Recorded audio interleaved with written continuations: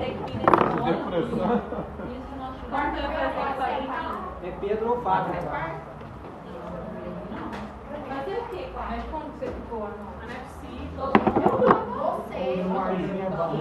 Quarta-feira nem deixa eu botar aqui, sei lá. Pode ser. Ah, não sei o quê. Você tá zoando. Eu tô zoando. Manda o print da família. Você quer? Você vai querer? Você vai querer? Pessoal, Brandão. Silêncio, virar pra frente, prestar atenção aqui.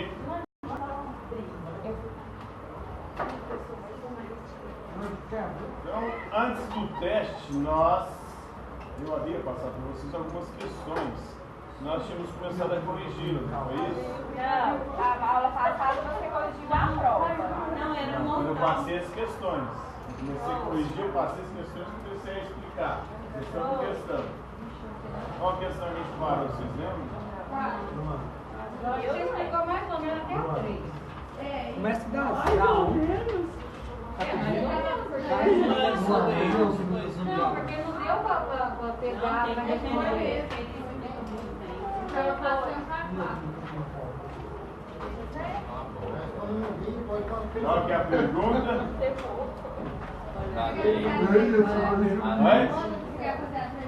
Que foi o iluminismo? A 3 de novo, professor. Pedro. 3 de novo, É quem que eu pode falei que você falar? explica mais ou menos, não. Eu falei que a 3 você explicou mais ou menos, porque não deu tempo. Você imitando o poderoso castiga. Você explica bem mais. Não, falei não. Você explica. Aí eu acho que não é o seu filho. Falei não. Pedro, eu acho que não é o seu filho, viu? Tá bom. Então vamos lá. Em qual que a gente parou aí? Qual que é a pergunta? Quais eram as ideias? Quais eram os ideais? Isso. Quais eram os ideais defendidos pelos iluministas? Então a gente viu que o iluminismo foi um movimento cultural do século XVIII que começa na França e se expande para o resto da Europa. E o iluminismo diz que a luz que deve guiar a humanidade é a luz da razão. razão. Depois foram traduzidos e exemplificados na Revolução Francesa. Quais eram eles? Igualdade, Liberdade. Quais são as liberdades que eram defendidas pelos iluministas? Econômica, religiosa. Liberdade de expressão. Ou seja, você poder falar o que quiser e bem entender. Na época do absolutismo, se falasse algo que desagradasse o rei, você poderia ser preso, morto ou perder os seus bens. Então não tinha liberdade de expressão. A outra liberdade de religião. Você poderia professar a fé que você quisesse, bem entendesse. E podia até não professar fé alguma, podia até ser ateu.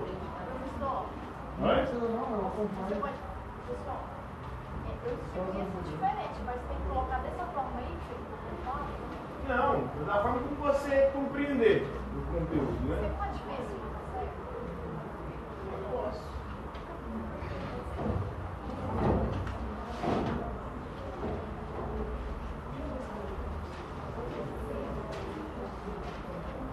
Defendi o uso da razão, sim, contra o antigo regime. Agora estamos falando dos ideais, né?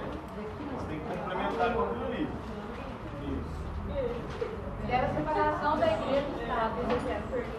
Sim, também defendia essa separação, Estado laico. Ou seja, a separação entre igreja e Estado, religião e política. Oi? Esses aqui são os ideais, né, que eram defendidos pelo iluminismo. A liberdade de expressão, liberdade de religião, liberdade. Na época do absolutismo não tinha liberdade religiosa, você tinha que seguir a religião do rei. Se você não seguisse a religião do rei, você poderia ser preso, você poderia ser morto ou perder os seus bens. Liberdade econômica também ou não? Também. A liberdade política, a liberdade de poder escolher os seus governantes, o povo participar do processo. processo político, coisa que não existia no absolutismo. No absolutismo, o poder era hereditário, passado de pai para filho, pelas famílias, pelas dinastias reais. Agora, os iluministas defendem a liberdade política, a liberdade de nós podermos escolher os nossos governantes e podermos participar também da atividade política, coisa que não podia no absolutismo. Se você questionasse a política absolutista, você poderia ser preso, ser morto ou perder os seus bens. Outro tipo de liberdade, a liberdade econômica. Na época do absolutismo existia o mercantilismo. Oi? Mirelle, isso lá embaixo com os materiais. Eu vou para você. Então a liberdade econômica é a não intervenção do Estado na economia. Na época do mercantilismo, o rei, o Estado intervia na economia com o objetivo de manter a balança comercial favorável, para exportar mais do que importar. E se alguém comercializasse com quem o rei não autorizasse, poderia ser preso, morto ou perder os seus bens. Havia o metalismo também, a busca de metais preciosos. Quanto mais metais preciosos tinham no Estado absolutista, mais rico ele era considerado. Nas colônias tinha o pacto colonial, o caso aqui do nosso país, que era a colônia de Portugal. O que era o pacto colonial? O Brasil só poderia comercializar com Portugal. Na hora de vender os produtos que a gente produzia aqui, só podia vender para Portugal, no preço que Portugal estabelecia. Se tivesse alguém querendo pagar mais caro nos produtos que a gente vendia, a gente podia vender para eles. Tinha que vender para Portugal no preço que Portugal determinava. Na hora de comprar alguma coisa da Europa também, não poderíamos comprar de outros países mais barato. Nós tínhamos que comprar de Portugal, no preço que Portugal estabelecia. Então não tinha liberdade também econômica. Que monopólio é esse? Isso. O exclusivismo comercial, né? O monopólio do Estado na economia. Outro ideal é o ideal de igualdade. A liberdade aqui também é uma liberdade contra a escravidão.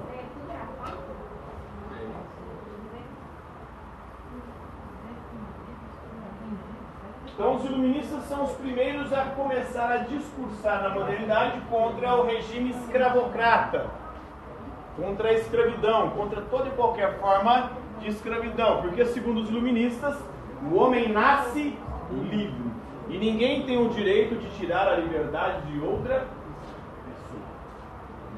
O direito à igualdade, que igualdade é essa aqui que eles defendiam? A igualdade jurídica ou a igualdade formal. Essa igualdade não é igualdade material, de todos terem a mesma riqueza, é a igualdade de todos perante a lei. A fraternidade era outro lema, né, da Revolução Francesa, tratar todos como irmãos. Tinha também outro ponto que eles defendiam, que era o direito à propriedade privada.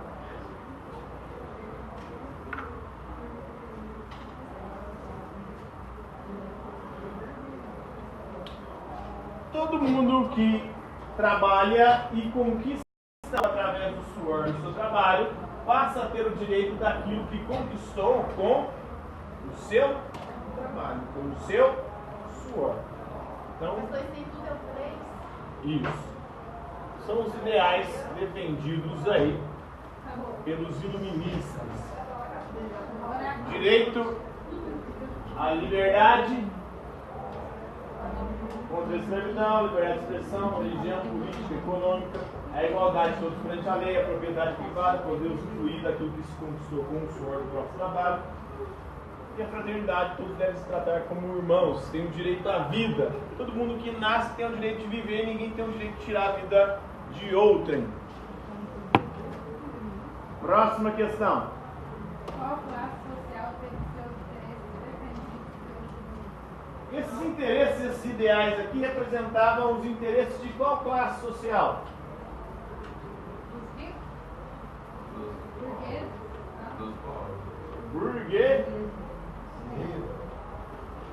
burguesia, que é uma classe social que surge lá na Idade Média, que vivia do comércio.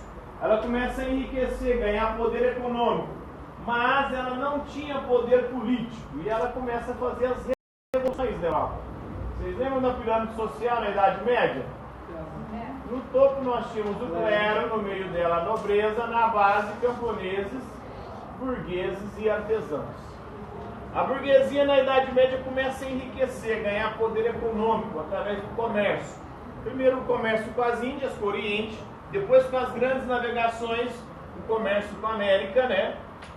E ela vai só enriquecendo, ela vai usando esse enriquecimento que ela vai construindo para investir em pesquisadores, em cientistas, em indivíduos que vão criar as primeiras máquinas e proporcionar a revolução industrial. E aí a burguesia vai ficando cada vez mais rica, mas ela ainda não tinha poder econômico, poder político, aliás, o econômico que ela tinha. O clero e a nobreza, eles tinham privilégios e regalias. A nobreza, ela não previu isso, não? Oi? A nobreza não conseguiu prever isso? Previu, mas foi um processo praticamente inevitável. Foi Né? rápido. A nobreza foi empobrecendo, perdendo autoridade, perdendo força junto aos camponeses e artesãos. E a burguesia foi ganhando apoio dos camponeses e artesãos, porque ela falava isso aqui, ó, olha aqui o que vocês vão ter, né? Vão ter tudo o que eles não te dão. Eles vivem montados na gente, esses dois estados aqui, ó. Eles ficam explorando a gente, cobrando impostos, nos explorando, nos dominando, nos oprimindo. Então a burguesia começou a falar para os camponeses isso, e começou a ganhar a visão deles. E aí, juntando-se a eles, ela fez as chamadas revoluções burguesas. E aí ela chega no poder, né? Toma o lugar do clero e da nobreza. Teve algum líder nesse momento? Ou não? Em cada país tiveram os seus líderes, né? Na Inglaterra, por exemplo, nós tivemos o Oliver Cromwell, um dos líderes da Revolução Inglesa. Nos Estados Unidos, nós temos os pais fundadores, né? Que foram aqueles que idealizaram a independência dos Estados Unidos. Isso. Na França, nós tivemos outros, né? Na França tem um processo que foi um pouco mais sangrento, mais violento. Um dos líderes foi o Robespierre, da Revolução Francesa. Mas ele é morto pela própria Revolução depois. Ele é guilhotinado. A Revolução Francesa, ela foi marcada por isso. Os próprios líderes da Revolução começaram a se matar depois na disputa pelo poder. O poder era foda. E aí, o Robespierre era um radical, né? Ele era alguém que queria uma reforma ainda maior. Não queria a burguesia no poder, queria os camponeses e artesãos, o povo mais pobre. Né? Ah, isso já mexe com Ele já mexe com as estruturas. A burguesia é a classe social que é contemplada por esses ideais. Próxima questão. Próxima questão. A filosofia ocupou com o iluminismo. Então, com o iluminismo, a filosofia começa a se popularizar. Na Idade Média, na Idade Antiga e no início da modernidade, a filosofia ela estava restrita a dois ambientes: as universidades e a igreja, em especial nos mosteiros. A partir do iluminismo, a filosofia agora ela sai desses ambientes fechados e ela passa a ganhar as ruas e salões. Ela começa a ser discutida nos ambientes populares. Então as pessoas começam a discutir a filosofia na rua, no salão, nos ambientes frequentados pelo povo, não mais só nos ambientes frequentados pela igreja, pelos membros da igreja ou pelos integrantes das universidades, do ensino superior. Então a filosofia do iluminismo ela ganha as ruas e os salões, ela se populariza, ela sai dos ambientes fechados. Antes do iluminismo, não tinha liberdade de expressão, então ela ficava contida em lugares mais mais Isso. seguros. É isso? E a universidade e a igreja, elas estavam intimamente ligadas, né? A igreja quem criou as universidades e que controlava as universidades. A partir da modernidade, esse processo começa a ser rompido com a reforma protestante. Mas mesmo com a reforma protestante, as igrejas que foram se dividindo ainda tinham controle sobre a universidade. Mas se a igreja... A igreja luterana, por exemplo, Lutero tinha, né, a igreja luterana tinha o controle das universidades na Alemanha, o Calvino na Suíça, a igreja anglicana na Inglaterra, e elas tinham controle do pensamento que era produzido na universidade. Mas se a filosofia na maior parte das vezes é contra, não contra Deus, mas ela se opõe a algumas coisas. Como que a igreja deixava acontecer dentro da igreja, das universidades que ela controlava, a filosofia? Mas ela não era questionadora nem da igreja, nem dos dogmas da Na religião. época não. Na Idade Média, início da modernidade, o pensamento filosófico era justamente para provar. Por isso que eles diziam o seguinte, a expressão em latim era filosofia, aliás, ratio antila fide. Ou seja, a razão da filosofia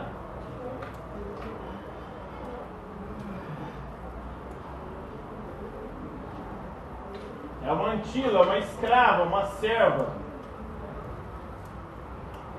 da fé, ou seja, da religião. Então, na Idade Média, a filosofia existia para quê? Para explicar a religião. E ela não podia questionar a religião. Quem criticasse e questionasse a religião era considerado um herege. Aí você podia parar na fogueira.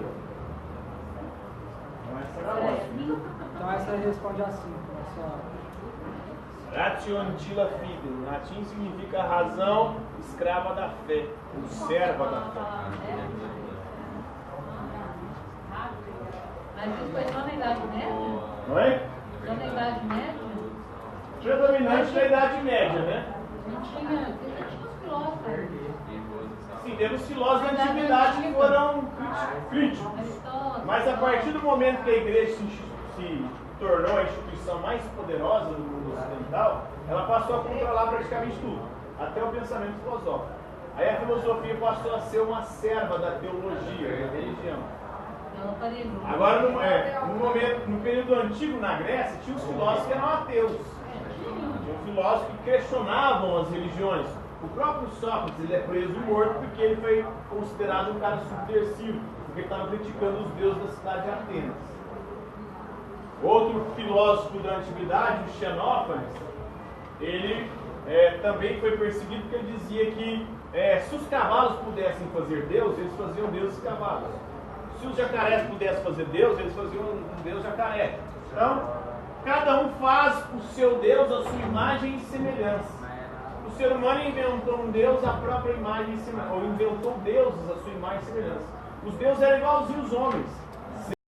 Deus e todos os outros deuses eram tudo expressão ou manifestação do ser humano. Depois o Feuerbach mais na frente, a gente vai ver, vai falar a mesma coisa.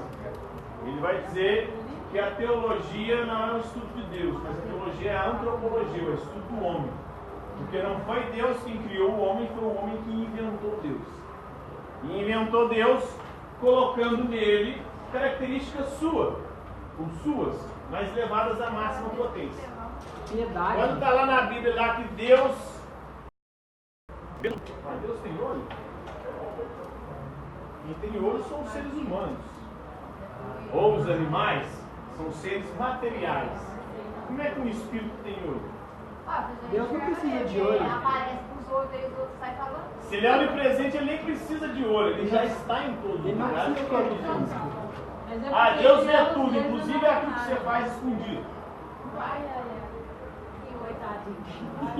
Porque Deus é onipresente. Deus é onisciente, ele sabe de tudo. Por quê? Isso é uma característica humana. A sabedoria e o conhecimento é nosso. Aí a gente vai dizer que Deus também sabe. Verdade. Aí a gente vai levando a máxima potência, né? Características nossas a gente atribui a ele com o máximo, ou com máxima potência. Por isso que seguiu, Oi? quando chegou na época do Hitler, né? Nossa, O Hitler, ele vai, né? Deu uma característica bem contraditória, né? Em alguns momentos ele se alia à igreja, em outros momentos ele parece perseguir a igreja. Ele é uma figura bem contraditória nesse campo religioso. Se alia à igreja católica, faz um pacto ali, mas depois ele rompe esse pacto. É uma figura meio controvertida. Ele usasse toda a inteligência do governo. Pois é. Um cara muito inteligente. Não acredito. E a Bíblia lá tem, eles chamam de antropomorfismo. O que é antropomorfismo? Antropo em grego é homem. Morfo vem de morfê em grego, quer dizer forma. Ou seja, você atribui a Deus forma humana. Então você imagina um Deus, né, com olhos como... Deus ouviu minha prece. Alguns parecem que acham que Deus é surdo. Deus ouve tudo. Mas uns acham que Deus é surdo e ficam gritando, né?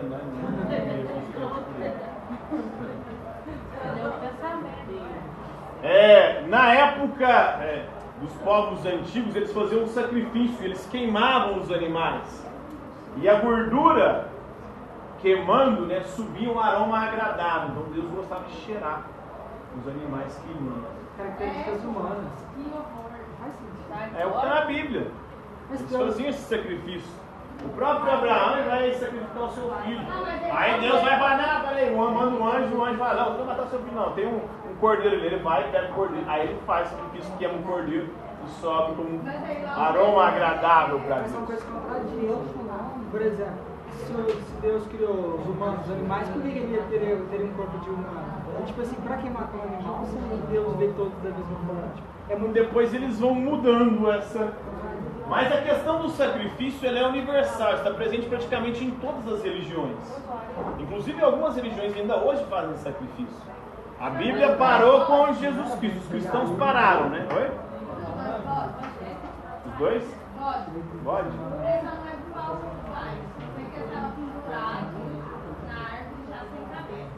Aqui, verdade? Aí eles iam começar a fazer um negócio pesado, como apareceu de uma As religiões de matriz africana, elas fazem sacrifício de animais ainda. Mas o próprio Jesus, quando ele nasce, os pais dele vão levar ele no templo, aí eles eram pobres. Eles não podiam comprar bichos maiores. O que eles fazem? Compram 2 rolinhas. Sacrifica 2 rolinhas para Jesus, né? Por isso Jesus não pode usar a rolinha dele durante a vida, né? Para de falar isso com abuso.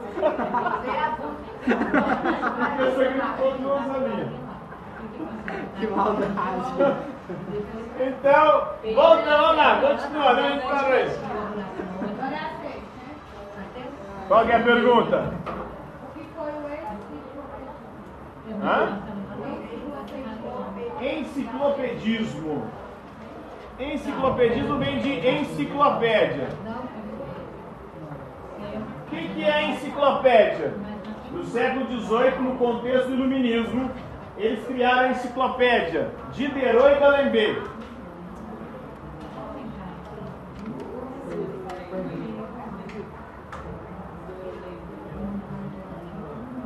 O que eles queriam com a enciclopédia? Elaborar uma obra que englobasse dentro dela todos os conhecimentos já produzidos pela humanidade. Só uma... Esse Elon Musk? qual que é? Oi? Essa Que é mesmo a resposta? Elon Musk. Ninguém se dorme. Não vai, se consegue, tá vendo? Olha, Um pouco do que ele é hoje. Pegar as homens completas. Enciclopédia. E quando ele ficou na biblioteca, só que ele tinha lido muitos livros, aí não tinha nada pra fazer, ele começou a ler enciclopédia. Aí ele disse que muito do que ele sabe... Hoje a gente não precisa tanto de enciclopédia, porque tem Google, né? Mas perguntou que Mas antigamente os povos mais antigos estudavam só através de Mas enciclopédia. perguntou o que foi Enciclopedismo é um movimento que criou a primeira enciclopédia. que é uma obra que buscava ter dentro dela todos os conhecimentos já produzidos pela humanidade, pelo ser humano. Quem foram os fundadores da enciclopédia, do enciclopedismo? Denis Diderot e Jean-Léon d'Alembert.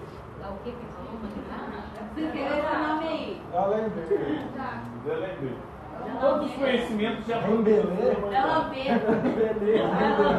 É outro jogador da França. Pode ser da razão também? Todos os princípios da razão da humanidade? Ou só da humanidade? Os conhecimentos já produzidos pela razão humana. Pela razão humana. Essa razão humana foi melhor. Próxima questão. Quem foi? Jean-Jacques Rousseau. São alemães? Não. Não. Inglês?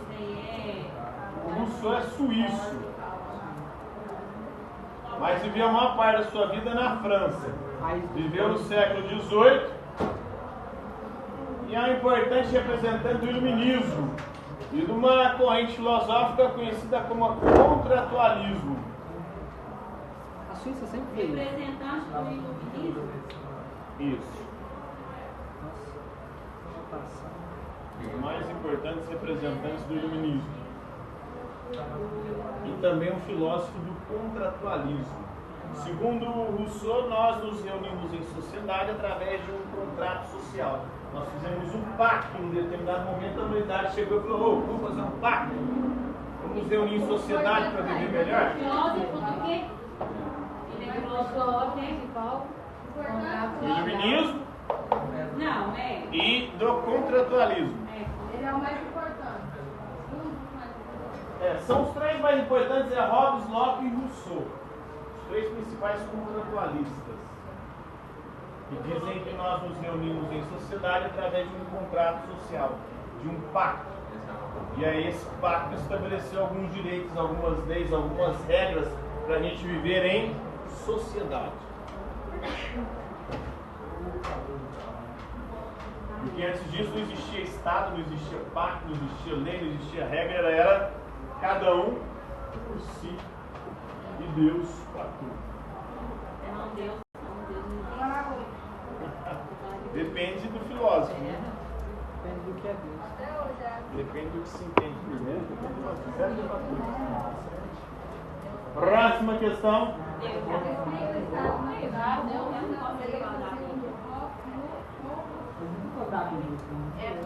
Então os três contratualistas são o Rousseau, o Hobbes e o Locke. Deixa eu falar do Hobbes aqui. Para o Thomas Hobbes, o estado de natureza é o seguinte: antes da gente viver em sociedade organizada como a gente vive hoje, a gente vivia no estado de natureza. E como é que é a natureza? Era um estado de guerra de todos contra todos. Por quê? Porque o homem é o lobo do homem. O pior inimigo do ser humano é o próprio ser humano.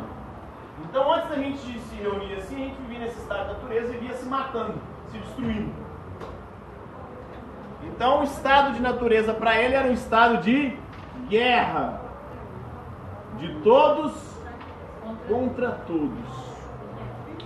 A gente vivia se matando, se roubando, se escravizando. Aí por isso que a gente fez um pacto, um contrato. Para quê? Para parar com isso. Para parar de se matar, de se escravizar e de roubar um ao outro. Boa, deu aí? Próxima aula a gente termina aí. Fala do Locke e do Rousseau.